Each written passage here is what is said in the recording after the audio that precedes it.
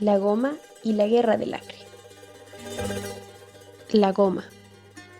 El auge de la goma es el periodo comprendido entre finales del siglo XIX y comienzos del siglo XX, en el cual la extracción del caucho del árbol de la siringa en las selvas de Beni y Pando contribuyó notablemente al crecimiento de la economía boliviana, gracias a la exportación de este producto, y marcó una etapa de desarrollo para la región del oriente boliviano. Este periodo de riqueza fue común en todos los países de la región amazónica, hasta que los ingleses crearon plantaciones de hevea brasilienses en Malasia, Birmania, Ceilán y África subsahariana, después de que en 1876 el botánico Henry Wickham había logrado sacar ilegalmente de Brasil las semillas del árbol. Hacia 1914, la cantidad de caucho obtenido de esas plantaciones ya superaba la extraída de árboles silvestres. Si por un lado el auge gomero significó un gran impulso económico y la inserción de la región del oriente boliviano en la economía mundial, acompañados por la ostentación de lujo y riqueza, por el otro lado, sus costos humanos fueron tremendamente elevados, ya que la extracción de la goma requería de grandes cantidades de mano de obra barata. Los indígenas de los territorios de la Chiquitanía y de Guarayos fueron sacados forzosamente de sus comunidades y llevados a trabajar en las selvas del Beni, donde muchos murieron por las condiciones ambientales y por la brutalidad del trabajo forzado.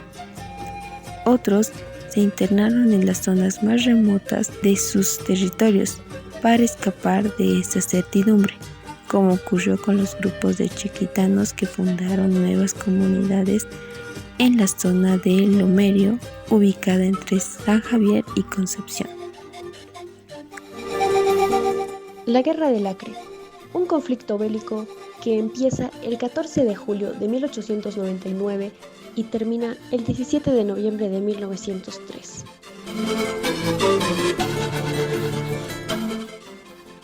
Llover sobre mojado, una frase que Bolivia vivió en carne propia. No habían pasado ni 20 años desde que ésta nació, pero ya había perdido su salida al mar y se veía envuelta nuevamente en un conflicto con otro país vecino. Bolivia y Brasil, la principal excusa entre estos países para la guerra fue porque tenían problemas limítrofes, esto por el tratado que firmó Mariano Melgarejo en 1867. Este es considerado el peor presidente de la historia boliviana. El tratado que él había firmado, llamado Ayacucho, acordaba la venta de tierras bolivianas al Brasil. En total, Bolivia vendió 102.400 kilómetros cuadrados, a cambio del pago de 2 millones de libras esterlinas y del compromiso brasileño de construir el ferrocarril Madeira-Mamoré, del cual se hablará más adelante. En territorio del Acre, por el cual 32 años más tarde empezaría un gran conflicto. Además, la zona en disputa estaba llena de caucho, producto del cual deriva la goma y que era esencial en la economía de ambos países en ese momento. ¿Por qué? Porque en este momento de la historia, el mundo necesitaba más que nunca el caucho por recientes inventos como el cable eléctrico o el auto a gasolina.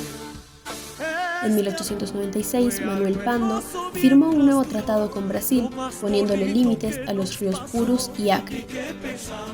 Pero el motivo del conflicto fue de nuevo una cuestión económica, ya que en 1899 el gobierno boliviano instaló en la región del Acre un puerto aduanero destinado a recaudar impuestos sobre la exportación del caucho. Esto generó rechazo en los habitantes del lugar, formando una revuelta donde se declararon Estado independiente del Acre. El gobierno boliviano, ante esto, envió 3 expediciones militares al lugar. Los militares lograron calmar este movimiento, pero a medias, ya que en la región existían más brasileños que bolivianos. La Cancillería brasileña declaró en disputa este territorio basándose en nuevas interpretaciones del Tratado Limítrofe de 1867 que firmó Melgarejo. Desarrollo del conflicto. La Guerra del Acre se dividió en 2 fases. Primera fase, 1899. Luis Gálvez Rodríguez de Arias, periodista español, motivó al gobierno brasileño a apoyar a los rebeldes y así unir el Acre a su territorio. Ante esto, el gobierno boliviano pudo pacificar la zona del Acre, venciendo en las batallas del río Siño el 12 de diciembre de 1900. Pocos días después, los rebeldes volvieron a atacar el puerto Acre, pero con sus tropas el coronel Pastor Valdivieso logró derrotar a los invasores.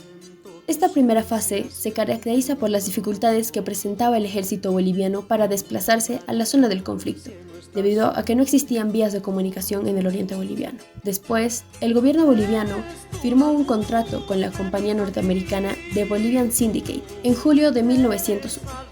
Este acuerdo acordaba que la compañía administraría y explotaría el territorio boliviano del Acre, a cambio del 40% de la producción por el término de 30 años. El gobierno brasileño, al enterarse, saboteó el acuerdo entre Bolivia y la compañía estadounidense. Además, alentó a movimientos rebeldes y es así que el 6 de agosto de 1902, en la región de Chapurí, brotó otra rebelión comandada por el brasileño Plácido Castro. Segunda fase, 1902.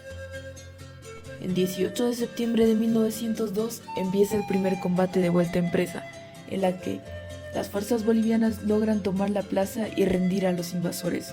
Sin embargo, al mes siguiente las tropas de Plácido Castro volvieron al ataque, en la que los bolivianos resistieron heroicamente, pero después de 11 días se vieron en la necesidad de ceder y volver a las luchas el 24 de septiembre de ese mismo año, en el combate de Bom Destino, donde son vencidos. A este combate le siguió el enfrentamiento de Barraca Bahía, donde el ejército boliviano logra ganar con Federico Román al mando. El año siguiente, Plácido Castro vuelve a atacar contra el puerto de Acre, el cual solamente contaba con 250 efectivos bolivianos, los cuales se enfrentaron a 2.000 invasores, y luego de 9 días de heroica defensa, los bolivianos se vieron obligados a ceder nuevamente. Ambos cedimientos obligaron a Manuel Pando, presidente de Bolivia desde entonces, a movilizar a todo el ejército nacional boliviano, mientras asumía el rango de capitán general, dejando su cargo de mandatario al segundo vicepresidente Aníbal Capriles. Finalmente, se ve obligado a firmar el Tratado Preliminar de Modus Vivendi, que determinó el cese de hostilidades.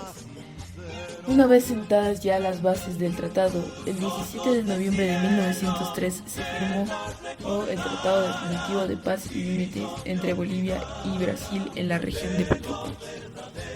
Consecuencias.